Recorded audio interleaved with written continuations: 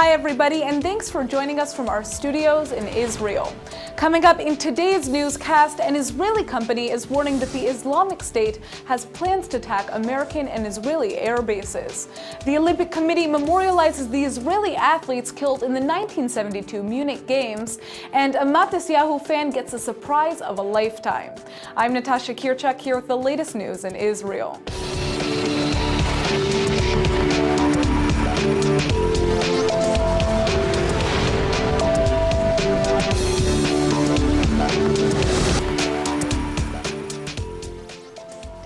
An Israeli intelligence company is warning that the Islamic State terror group is preparing to attack both Israeli and American air bases.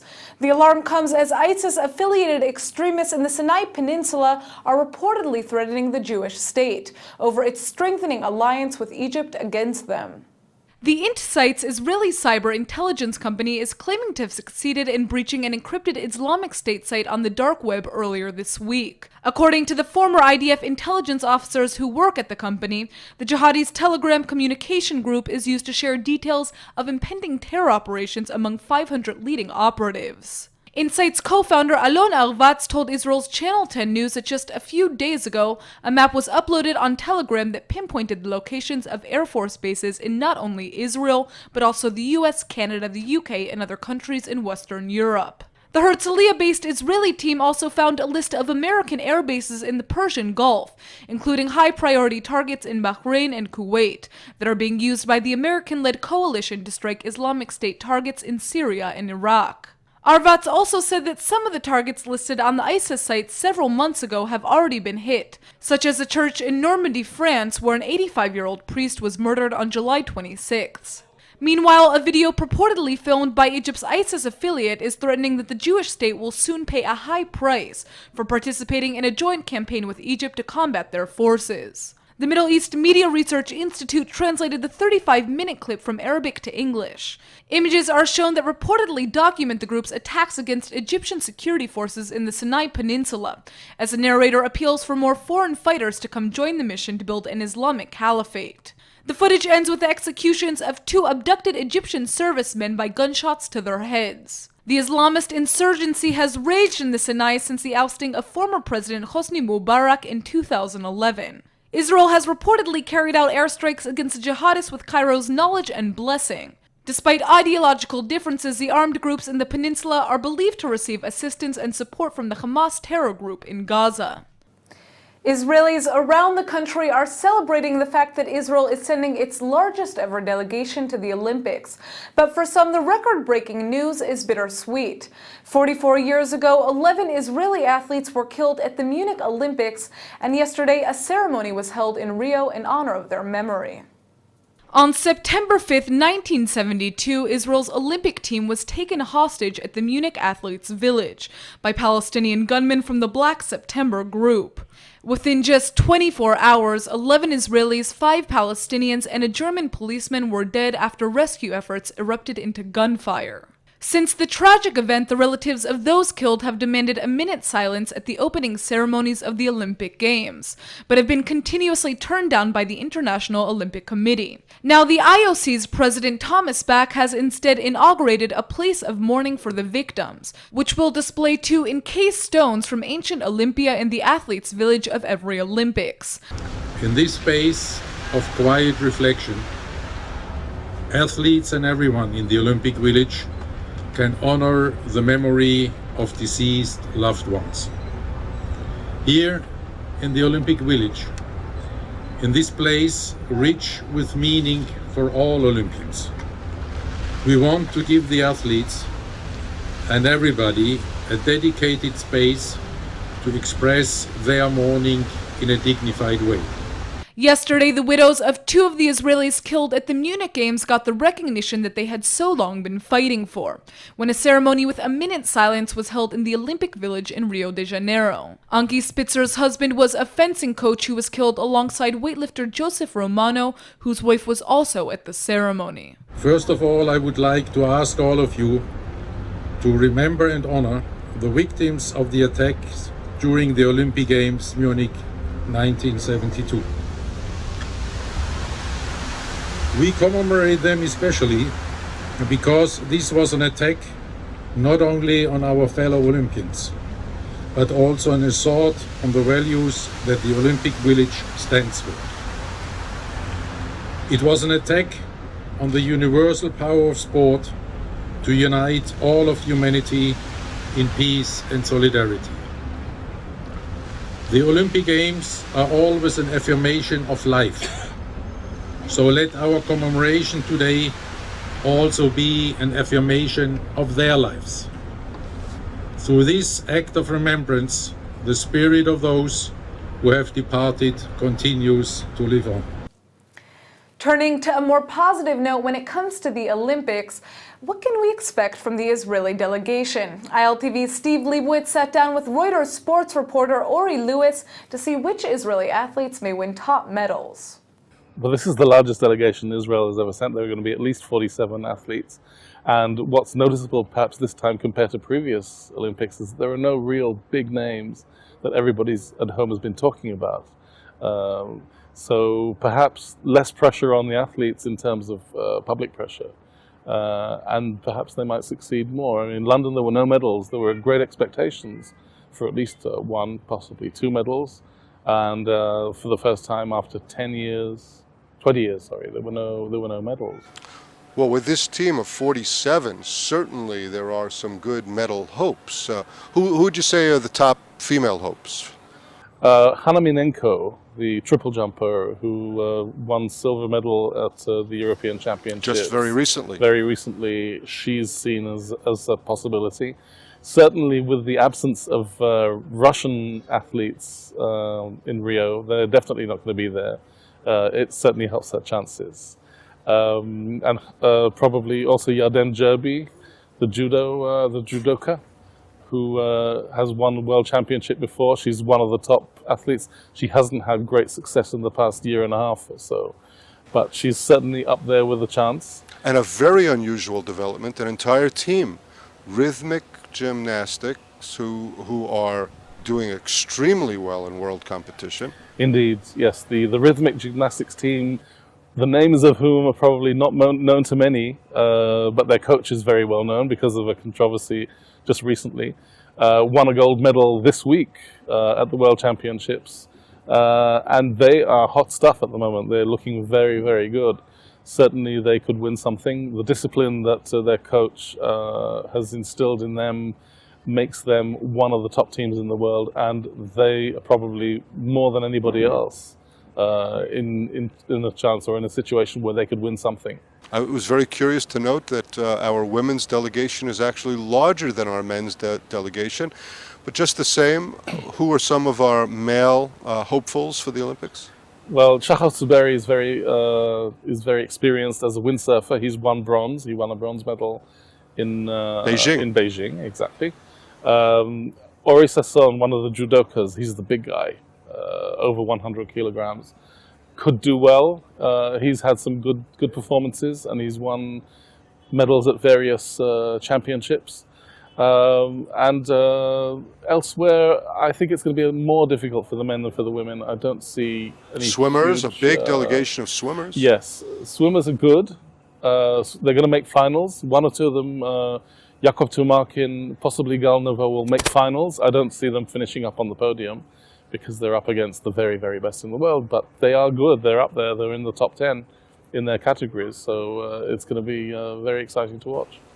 Now, in the last Olympics, as you mentioned, in London, we didn't win any medals. There was great disappointment here in Israel. I think some heads even roll in the Israel Olympic Committee when that takes place because of those expectations. If you were to make a prediction heading into Rio, how many medals for Israel, if any? I think one at least, two. Three would be really quite exceptional. Have we gotten more than three ever? No, two is the most. I think on 2 occasions we've got 2 medals at Games. 1 gold still, only from Yael Arad. No, 1 gold from Gal Friedman, the windsurfer in Athens. A silver medal was the very first medal won by Yael Arad in 1992. And then a second medal. I remember it so clearly. It just seems like gold to me because it was so sweet. It was the first one. Exactly, and everybody remembers that. It was just such a huge occasion. Israel had been waiting 40 years to finally get a medal after their first participation at an Olympic Games, and they thought it would never happen. And then she finally won a medal. She said she would go out there and do it, and she did it, which was unusual. Here, you don't hear people talking about that so much. People, the coaches, the people around the athletes are kind of trying to lower expectations, not say anything. And I think that's very good for the Israeli team. They need not to have the pressure on them, and hopefully they will rise to the occasion on the big day. For the first time ever, a foreign anti-Israel activist from the BDS movement has been denied entry into Israel. Swiss activist Rita Fay landed in the Jewish state last night, but she never even made it out of the airport. On the orders of Interior Minister Aryeh Deri, Fay was deported from Israel soon after landing at Ben Gurion International Airport outside of Tel Aviv. Deri made the call at the request of the IDF when army officials discovered that she intended to return to the country. Fay is a member of a radical Christian organization that supports the boycott, divestments, and sanctions movement against the Jewish state. On her previous visits to the country, she has openly harassed IDF soldiers at checkpoints, particularly around Jericho. She's also recorded the troops' movements and then sent that information abroad. After undergoing questioning by security personnel at the airport, Fay was put back on a plane out of Israel. Sources at the Interior Ministry say that such action may become future policy to thwart the attempted infliction of economic and political damage on Israel. This latest incident comes amid a spike of anti-Semitism abroad. An organization that records anti-Jewish acts in Britain published a report today detailing an 11% increase in attacks between January and June of this year. According to the Community Security Trust and police statistics, this is the second highest number to ever be registered during a comparable time frame. The Democratic and Republican national conventions have finally come to an end, and now many voters are left wondering which candidate is better for Israel. Joining us today in the studio is Ambassador Aryeh Mekel to give us some more insight. Thanks for coming in. Thank you. So, to begin, can you tell us more about Hillary Clinton's perspective regarding Israel? I know Hillary well because when I was Consul General in New York, she was the senator from New York. So she dealt with Israel all the time, whether she liked it or not. That's what you do in New York. And every Israeli politician who came wanted to meet her because she was the closest thing to royalty that they have. She still is. I believe that her views are similar to those of President Obama, namely as she served him for 4 years as Secretary of State and she was part of his policies. And they're also similar to those of her husband, President Clinton, when she was the First Lady. So I think basically we can expect the status quo if she's elected. But the thing is that things change so rapidly, especially in the Middle East. I mean, 8 years ago when President Obama came to office, who thought about ISIS? Who knew anything that such events would... So I would be very careful with trying to predict what she might or might not do. At this point, I think her thoughts are a lot like those of President Obama. Now, you know, there are a lot of people that say Trump is a better friend for Israel. Is that a fair argument? I would be very careful with these assessments. First of all, we always have to be bipartisan. This has always been the basis of our policies. It's a very dangerous game to try and intervene in American politics or try to say who is better or worse. We need to work with both parties. We have always done that. As far as Mr. Trump, he's totally unknown. I mean, he doesn't have a coherent international policy or a coherent policy on international affairs. He doesn't. So, and also things, again, will change. Who knows what will happen a year from now and what challenges he may face if he's elected president. So I think I would be very careful. Also, we have to remember, in the campaign, candidates tend to make all kinds of promises. For instance, President George W. Bush promised to move the American embassy from Tel Aviv to Jerusalem. Which we have not seen happen. Did you recently, I mean, you are in Tel Aviv, but you visited Jerusalem. Did you visit the American embassy there? I did not. It's still here in Tel Aviv. And it will always be. So we also have to be careful about campaign declarations. Absolutely. I mean, now, in your opinion, as an ambassador, as a veteran diplomat here, who do you really think is a better candidate for Israel? But there's no such thing, because it all depends on the situation. I think we have to continue and cultivate our friends on both sides of the aisle. We have good contact, strong contact with Hillary and with her people. You know, no president does everything by himself, or this time by herself. This is impossible. It depends a lot on who you bring to the table, who is in your cabinet, who leads things. So speaking about that, you know, we just saw that the Republican Party put out a new platform where they essentially failed to reference a two-state solution, and then we saw Prime Minister Benjamin Netanyahu come out and say that he is still in support of that two-state solution, despite the fact that Donald Trump and many other Republicans are claiming that this platform is the most pro-Israel it's ever been. What is your response to that? You know, the official position of the government of Israel is that we support the two-state solution. Are we doing so much about it? I'm not so sure. But is it possible? It's probably impossible, because it is true that the other side is not ready for any compromises which are inevitable. But the platform, I wouldn't get too excited. I don't think there's one American who read this platform. I think even the people who wrote it probably each wrote a chapter, half a chapter. And the same in Israel. Anybody who's ever read the platform of the Likud or of the Labour Party, nobody knows what these platforms say, and nobody carries them out. So I wouldn't get too excited about anybody's platform, even if the platform would say, you know, the greatest thing on either side, Democrats or Republicans. I would take it with a very huge grain of salt.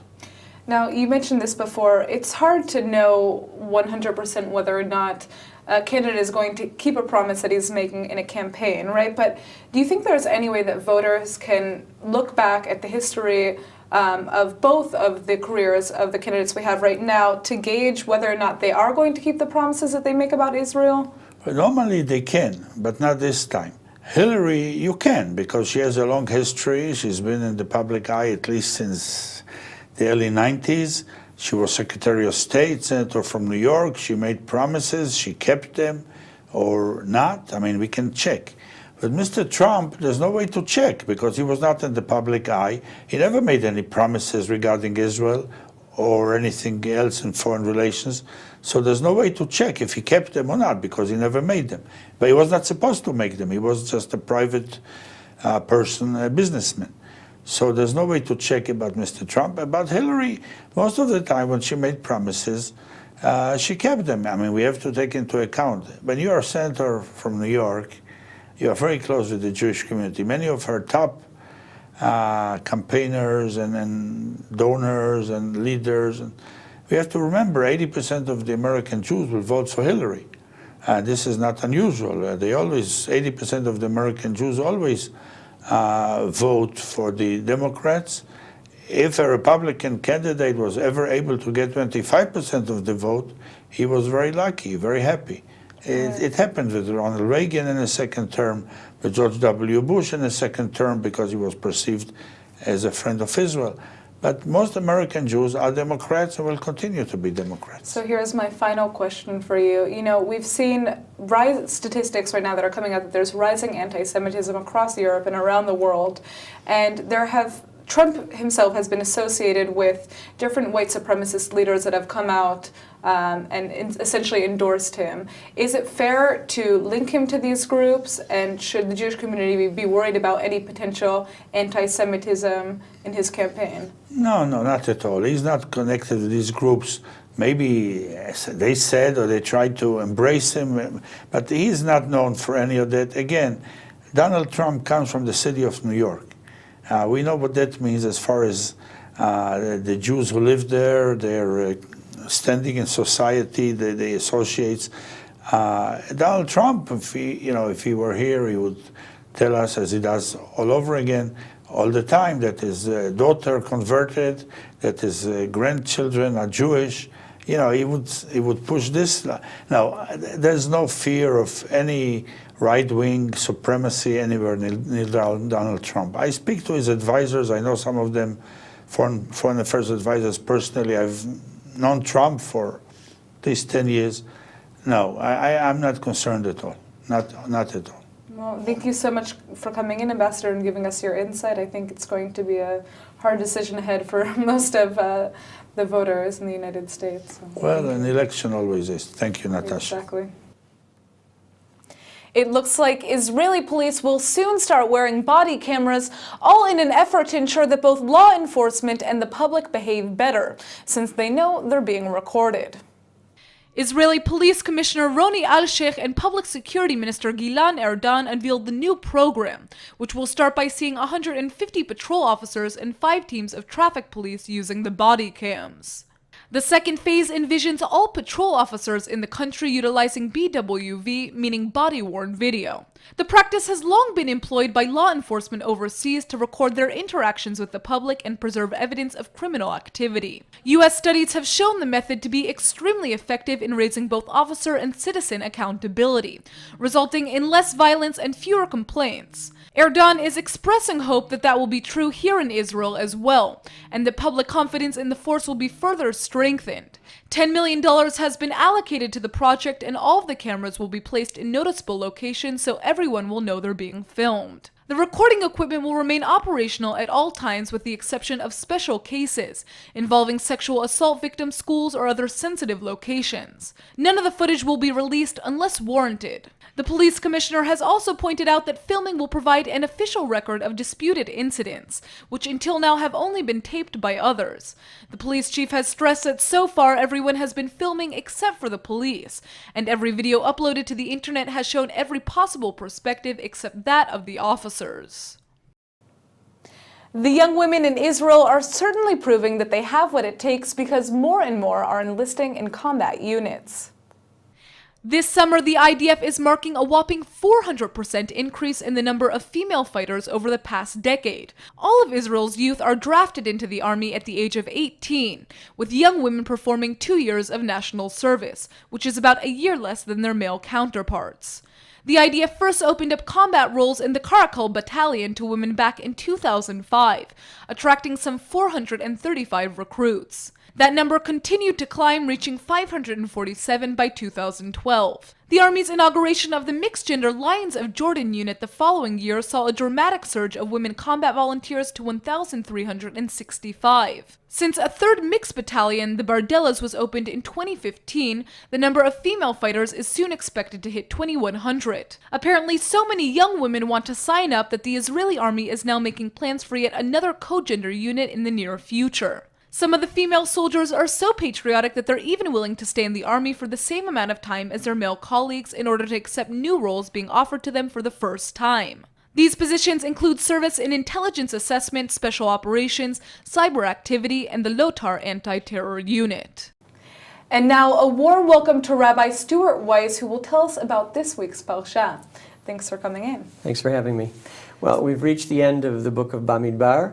And at long last, we have come to this final parsha of Maseh, which means journeys. It's been a long journey since the beginning of this very dramatic book, fourth book of the Torah. And through this desert experience, the Jewish people have experienced virtually all the highs and lows that one could experience, war and struggling with all the various elements of the desert, but also experiencing great miracles like the eating of the man, the pillar of cloud, the pillar of fire. What I find interesting when looking back at this whole book, Sefer Bamidbar, from the very beginning, the word Bamidbar in Hebrew is an interesting word because technically it means desert, because this is the 40 years journey in the desert. But the word Bamidbar has another meaning. The root of it comes from the Hebrew word daber, or speak. And much of what is in this book has to do with speaking. We begin with, for example, the vow of the Nazir, who vows to live an ascetic life, not cutting his hair, not drinking wine. We have the Birkat Kohanim, the priestly blessing that's given.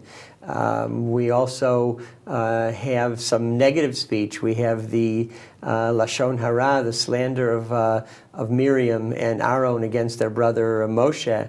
and we have the meraglim, the spies who speak bad about Israel, and then we have countering them, Kalev and Yefunah, who stand up and speak, strengthen the people and speak about the ability to live and to conquer Israel.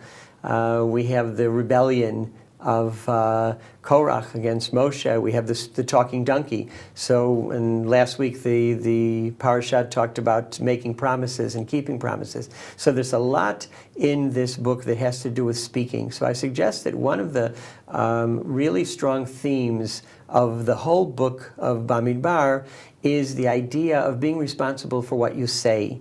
That the Jewish people, what we are most known for is the power of speech. It can be expressed in prayer, it can be expressed in learning and speaking about the Torah, but we also have to be careful that we control that speech, because speech can be very, very destructive. The old poem... So how do we apply that to our daily lives? Well, so I think, again, I think it's a kind of moral instruction for us that don't make promises you can't keep, and be careful how you speak to others, because as opposed to what the old poem says, sticks and stones can break my bones, but names can never hurt me, the Torah says names can indeed hurt very much, and you have to be responsible for what you speak. But I also want to point out that it's interesting that the very last item in this whole book talks about the incident of the daughters, the 5 daughters of Tzlafchad, who stand up and speak out because they feel there's an injustice against them. They feel that they're going to lose their part of the ancestral inheritance of the land. And because they so deeply love Israel, and they want to have a stake in the land and a part of the land, they take what then must have been a very radical step of 5 women who stand up to Moshe, and they say to him, Moshe, something's not right with the inheritance laws, because the way they stand now, we would lose, because we are 5 daughters and no sons, our family would lose its land. And Moshe actually goes back to God and says, what do I do in this case? And God instructs him that these women are correct, that we have to alter the inheritance laws to make sure that they keep their land. So 2 lessons that tells me. 1, never be afraid to speak up when you feel there's some kind of injustice. And secondly, I think the Torah chose to end this whole book on this one incident that talks about the love of the land of Israel. That was a constant theme throughout, as we talked about those who were speaking in favor of entering Israel, those who were speaking against. But the very last word, so to speak, in a book that talks a lot about words, is these women stepping up and saying, demonstrating their love of the land and saying, we have to be able to have our fair share in the land. And now, what's interesting about that, though, is, in this case, we're seeing people speak up and justice is served. But what happens in a case when you're speaking up and justice is not served? Well, you have to keep on trying. We're in a constant struggle always of good versus evil and right versus wrong and justice versus injustice. But the Torah is telling us that, there are always going to be 2 sides, but don't be afraid to speak up for what you believe in. So it must have been a courageous thing for these women to speak up in that kind of society. Today, of course, it's more universal that men and women speak their mind. But certainly then, that must have been really a very brave thing for them to do.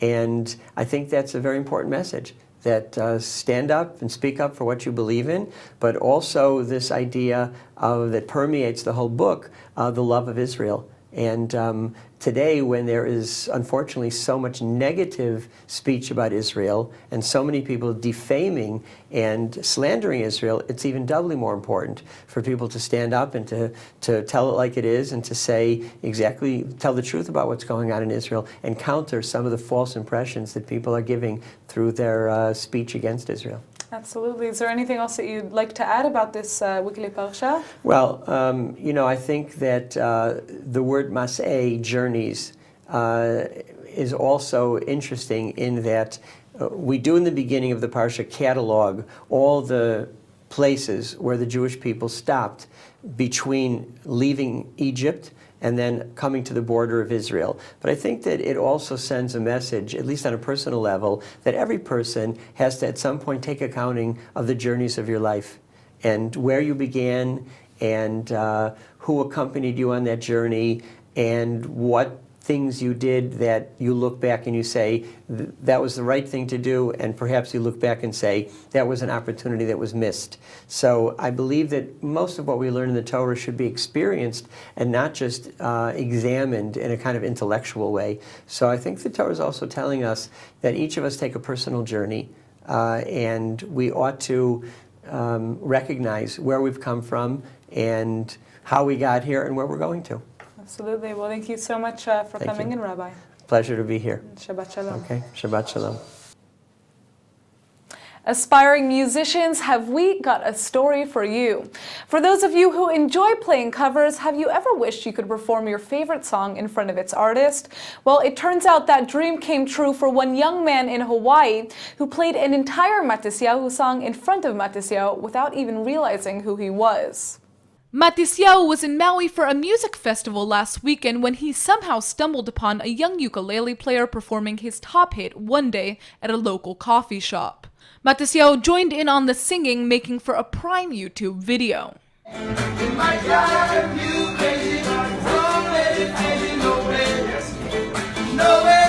It turns out ukulele player Kekoa Alama had no idea he was singing alongside Matisyahu himself. And at the end of the song, Matisyahu asked the young man if he knew who wrote the song.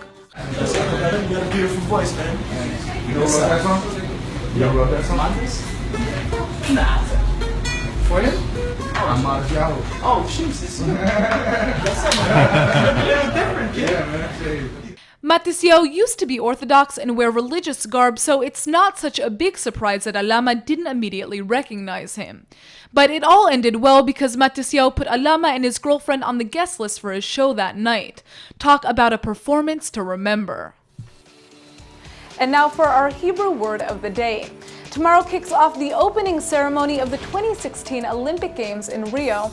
So today's word is lapid, which means torch in Hebrew. Israelis around the country will be watching proudly as their delegation takes part in tomorrow's torch lighting ceremony to ignite the flame which symbolizes the Olympics. The lapid itself is much less of a symbol than the flame that it holds, because in ancient Greece, when the games were held, the flame was supposedly lit from the sun's rays at Olympia and stayed lit until the games were completed. Israelis can relate strongly to the long-lasting lapid, which has historically been viewed as an endeavor for protection and a struggle for victory, much like Israel's struggle to remain a whole state. So this Olympics, join in on the celebrations and light your own little lapid in support of Israel. Just make sure to do it safely. Let's go ahead and take a look at the weather forecast. The weekend is finally here. Friday is expected to be sunny with a high of 88 degrees. The sun should stay out shining through Saturday with a high of 87, so get ready to head to the beach. All right, everybody, that's it for today's news. Today's exchange rate is 3.83 shekels to the American dollar. Remember to sign up for our daily newsletter at iltv.tv, and don't forget to check out our next update at 8 p.m. Eastern Time. Thanks for watching, and see you tonight.